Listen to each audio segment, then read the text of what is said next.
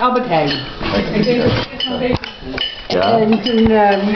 Nee, jullie waren naar Amerika geweest. nee, ik had boodschappen gedaan, zo was het. Nee, je kwam toen. Toen had ik een taartje laten staan. Ja, dat was taartje gegeten. Had ik een taartje laten staan. En toen zeg ik tegen Toos, ik zeg, ga maar kijken, want dat staat dan op zo'n plateau. Waar je betaald hebt, wordt er op een stootje gezet, dan ben je afgelegen. Maar ik vergeet dat taartje mee te nemen. Toen zei ik tegen Toos, rij jij dan eventjes, dan gaan we er even naartoe. Want hij staat er, dus ik weet dat ik het betaald heb en ik ga het krijgen. Toos die zet de auto daar voor Albert Heijn. Ik loop naar binnen toe. Ik had een taartje, want dat was voor mij. Ik kom binnen.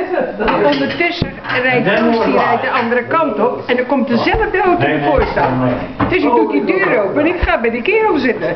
Had ik nog niks in de gaten. Toen dacht ik bij mij, ik denk, dit was het allemaal zo netjes bij Toos, maar hier allemaal papieren. Dus ik duwde dat papier opzij en ik zette daar dat gebakje op. Toen zei die man, ik denk dat u een buis bent. Sorry, zei ik tegen hem. Nou, en toen kwam ik de auto uit. met hem weggereden, hoor. Je begreep dat. Nee, heb je verteld dat er Toen kwam ik de auto uit en dan zie ik haar op dat eind staan, de tranen over haar gezicht. Ik moest zo lachen. Want bij die andere auto, er stapte zo'n vrouwtje uit, hè.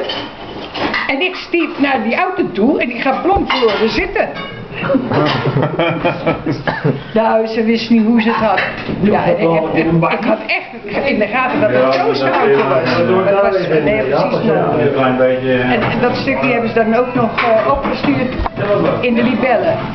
Daar stond het ook. Ja. Ja, dan licht.